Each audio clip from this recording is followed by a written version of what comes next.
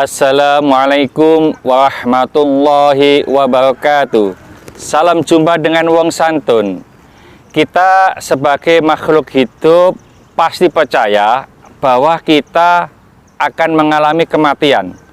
Hal ini sesuai dengan firman Allah, A'udzubillahi minasyaitonirrajim.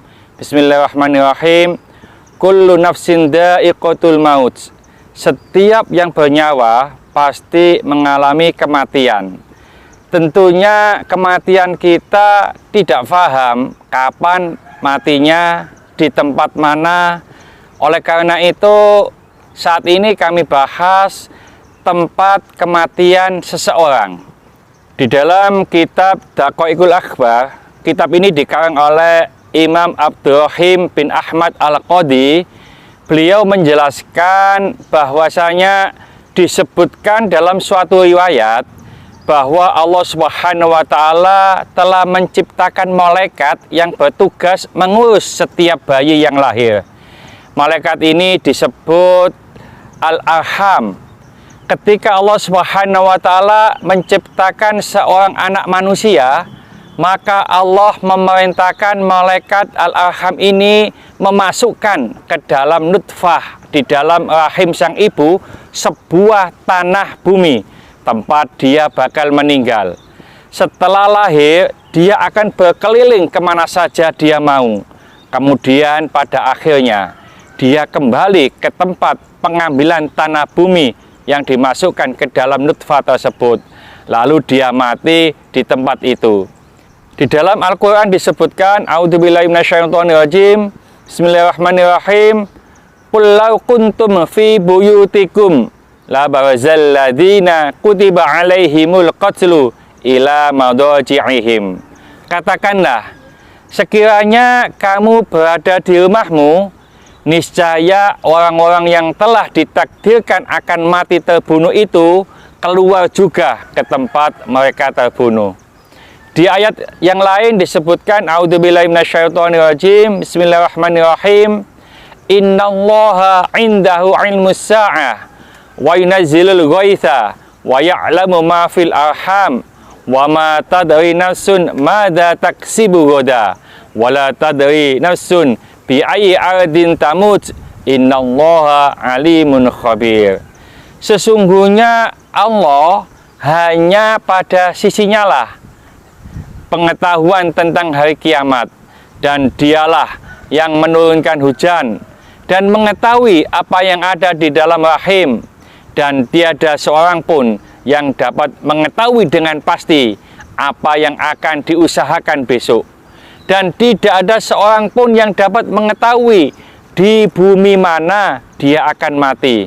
Sesungguhnya Allah Maha mengetahui lagi Maha mengenal.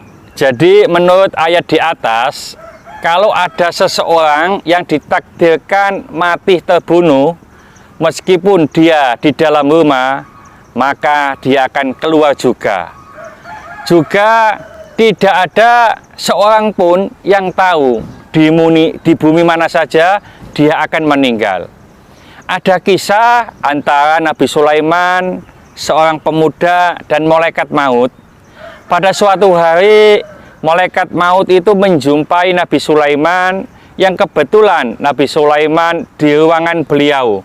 Lalu beliau ada tamu seorang pemuda. Malaikat maut senantiasa memandang pemuda tersebut. Lalu pemuda tersebut gemetar karena ketakutan. Ketika malaikat maut yang menjelma sebagai manusia itu pergi, si pemuda itu bertanya kepada Nabi Sulaiman, "Siapakah gerangan tamu yang baru keluar tadi, wahai Nabi Sulaiman?" Lalu Nabi Sulaiman ini menjawab, "Dia itu adalah malaikat maut." Pemuda itu semakin ketakutan. Kemudian ia berkata, "Wahai Nabi Allah, sesungguhnya saya memohon kepada Tuhan agar Tuhan berkenan memerintahkan angin untuk membawa saya ke Cina atau ke India." Ini permintaan pemuda tadi. Nabi Sulaiman lalu memerintahkan angin dan segera membawanya ke Cina. Sesudah itu malaikat maut kembali kepada Nabi Sulaiman dan beliau bertanya kepadanya tentang sikapnya yang memandang terus-menerus kepada pemuda tadi.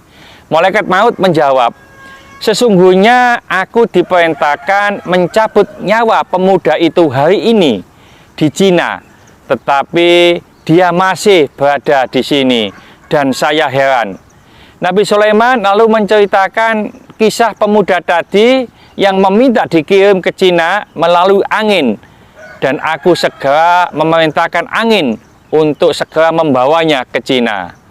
Malaikat maut itu berkata kepada Nabi Sulaiman, aku telah mencabut nyawa pemuda itu pada saat itu pula setibanya di Cina. Jadi kalau kita sudah ditakdirkan meninggal dimanapun berada, dan disitulah tempat kita meninggal, tidak bisa kita ubah. Mudah-mudahan sedikit ini dibarengi hidayah oleh Allah Subhanahu wa Ta'ala.